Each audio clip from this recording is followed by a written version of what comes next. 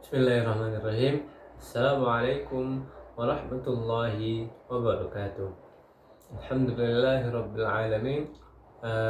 Senang sekali kita bisa ketemu lagi di video kali ini gitu ya. Lanjutan dari seri Ma'rifatul Islam sebelumnya gitu.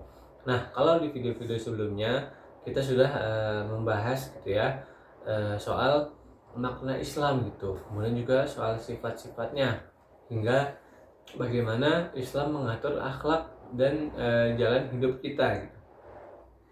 Nah, sekarang pertanyaannya adalah, kalau misalnya kita sudah mengerti dan menguasai semua ilmu itu, apakah tugas kita sudah selesai? Ya, jawabannya jelas, belum selesai. Ilmu yang ilmu yang kita miliki itu nggak akan ada artinya gitu kalau hanya berhenti sebagai pengetahuan gitu. Teori tanpa praktek itu nggak akan menghasilkan apa-apa gitu, zong gitu. Sama seperti kita membaca buku ya, sama kayak buku panduan gitu.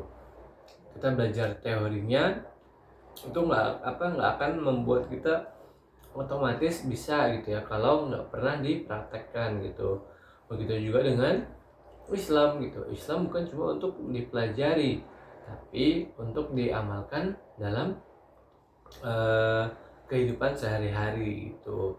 Sekarang kita lanjut ke pembahasan berikutnya, yaitu tentang apa itu amal Islami gitu ya.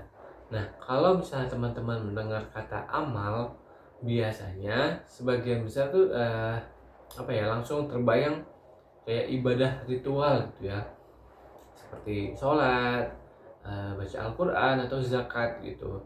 Nah, itu betul gitu. Tapi makna amal Islami itu jauh lebih luas dari sekedar ibadah di atas sajadah.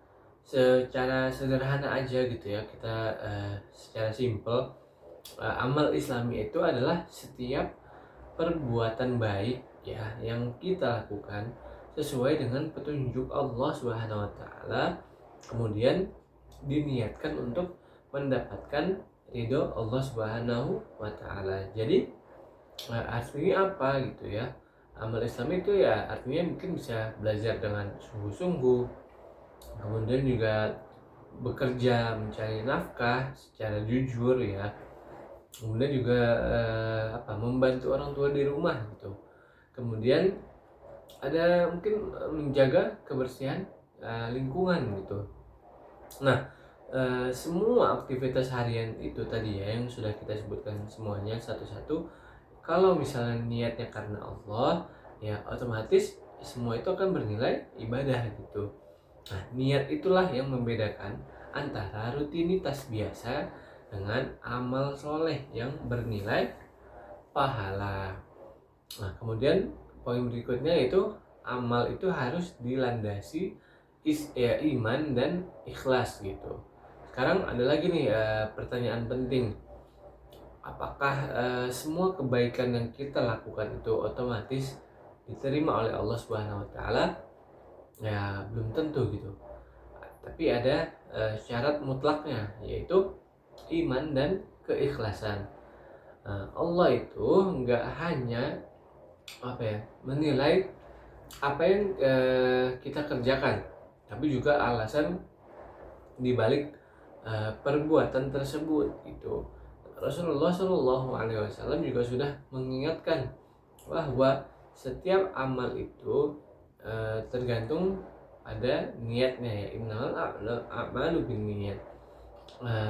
Pernah nggak sih kita tuh berada di posisi melakukan kebaikan gitu ya, seperti kayak piket kelas atau membantu pekerjaan kantor gitu, tapi niatnya itu cuma pengen dipuji bos gitu ya, atau dipuji teman, atau karena takut dimarahi gitu. Nah, kebaikan yang dilakukan demi pujian manusia itu ya pasti akan berhenti di manusia aja gitu, nilainya habis di dunia dan nggak ada nilainya di akhirat. Nah, sebaliknya, kebaikan yang sama tadi ya kalau dilakukannya ikhlas karena Allah Subhanahu wa taala, maka akan tercatat sebagai pahala yang utuh gitu ya, pahala yang besar gitu. Nah, sebelum kita melangkah berbuat baik, kita luangkan waktu 1 detik gitu ya untuk mengecek hati kita nih. Nah, saya melakukan hal ini tuh karena siapa gitu. Kalau misalnya memang karena Allah, ya udah maka kita teruskan gitu ya. Kalau misalnya mungkin bukan Allah, ya perlu kita perbaiki niat kita. Kemudian poin berikutnya ialah hubungan antara iman dan amal gitu. Nah, di dalam Al-Qur'an, kata orang-orang yang beriman itu hampir selalu disandingkan dengan dan beramal soleh gitu ya. Nah, kenapa kedua hal ini tuh nggak pernah dipisahkan gitu? Ya, jawabannya sederhana. Amal adalah bukti nyata dari iman. Nah, iman itu ya ada di dalam hati, nggak kelihatan gitu. Nah, yang yang menunjukkan bahwa iman seseorang itu hidup dan berfungsi adalah tindakan nyata atau amalnya gitu.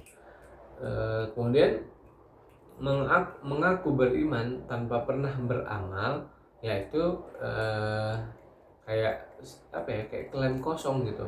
Jika iman di dalam hati kita itu benar, maka tindakan kita ya otomatis juga akan terdorong untuk melakukan hal-hal yang diridhoi oleh Allah Subhanahu wa taala. Nah, sekarang kita ringkas poin-poin tadi dari yang sudah kita sebutkan, yaitu yang pertama, amal adalah bukti konkret dari keimanan. Kemudian yang kedua, niat karena Allah itu bisa mengubah rutinitas biasa ya menjadi ibadah. Kemudian syarat diterimanya amal adalah keikhlasan hati kita. Sekarang kita masuk ke pembahasan yang bagian kedua, yaitu syarat dan kualitas amal. Yang pertama sekarang, amal itu harus sesuai syariat. Melanjutkan tadi ya pembahasan tadi, kalau misalnya niat kita tuh udah ikhlas karena Allah Subhanahu wa taala, apakah cara beramalnya itu bebas gitu ya, sesuai selera kita gitu? Jawabannya sama sekali nggak seperti itu gitu, bukan. Di dalam Islam, niat yang baik itu harus berjalan beriringan dengan cara yang benar gitu. Ya, niat baik aja itu nggak cukup gitu. Niat yang tulus tapi caranya mungkin menyimpang dari aturan agama, ya tetap tidak bisa diterima gitu. Nah, ada sebuah contoh sederhana. Seseorang itu ingin sholat subuh 4 rakaat gitu dengan alasan semangat ibadahnya sedang tinggi gitu. Nah, pertanyaannya apakah boleh gitu? Ya tentu aja enggak gitu. Karena petunjuk dari Nabi Muhammad SAW itu untuk sholat subuh adalah 2 rakaat gitu.